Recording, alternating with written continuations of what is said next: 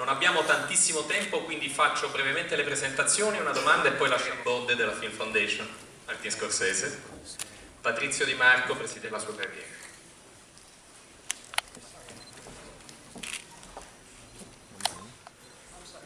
The question is, what La Dolce Vita means for you?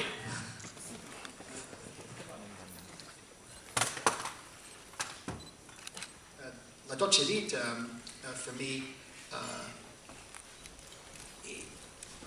in the first viewing of the film, or the presentation of the film, because there was a lot of publicity about the picture before it opened.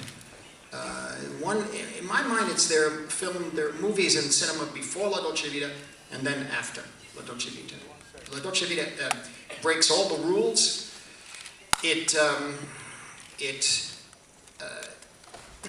What I mean by rules is also narrative, the narrative rules, the boldness of the film, also 1959, 1960, very much the change in society in America and the West in terms of breaking of censorship and being honest on the screen. But primarily, up to that time, in the 50s and early 60s, there were major presentations of films that were considered epics or spectacles, as you know, like Ben-Hur or Spartacus, or even beautiful Oklahoma, versions of Rodgers and Hammerstein. And these were reserved seat engagements. This is, for example, Around the World in 80 Days, which was a big spectacle family film. But no one had ever encountered a situation where you had a film of the level and the morality, the moral intensity, the intelligence, the maturity of a picture on the level of La Dolce Vita at a reserved seat engagement.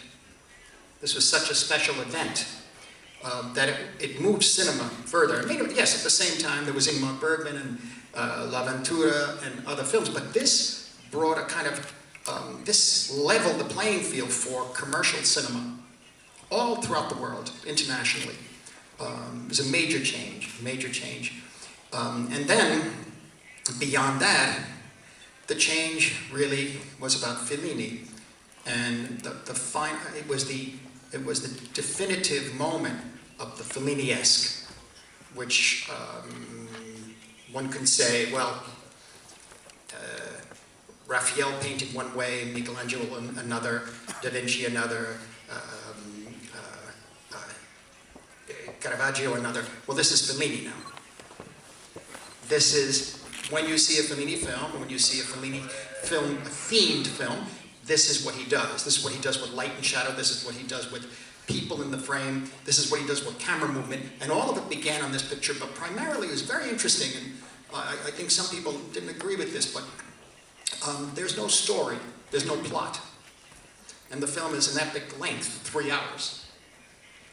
But there is no plot. Some say it's episodic, but it reflects life in that way. And ever since then, at that point, he never told a straight story again on film. He developed further and further into like giant murals or paintings or frescoes, where the narrative was subject to the character and the atmosphere and the society, and quite honestly, the casting of the faces, the casting of the extras, the casting of somebody's eyes, the way their hair is made up, and then each film exaggerating a little more, going further and further and further into a very painterly world. Hence the word Fellini-esque, taking the grotesque and pushing it. Something very unique and distinct, and he wiped away all his concerns, I think, as a filmmaker with story on this picture, and changed the world that way. Thank you. I've got 110 years of films to choose from. And in a sense, by the only thing I think I can do with my friends is to address the filmmakers and the filmmaking styles or trends that influenced me or that I think need some sort of a reassessment, and maybe be able to point younger people to these filmmakers. And the only bond of truth that I have with it is the emotional and psychological impact they had on me, and the proof of that, for better or for worse, are the films that I made, you see. And so if they're interested in one of my films, or they might see an influence here, or very often this is very, very confused because, and very misunderstood when we talk about influence. One can't define influence. It isn't just doing the same shot or taking a character from another film and giving him the name or her name. It doesn't work that way.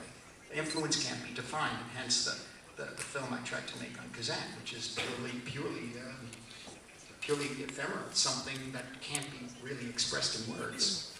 That's cinema. That's cinema. So I think it's very important. We have an obligation to the future. We have an obligation to our children to at least let them know this is here. This is what it was like. This is grand opera from Italy in the late 19th century. You see, that's what it sounded like. And this is who wrote it. And this is really the way it's, in an orchestra, this is the way it's played in a certain way. In Milan, it's this way.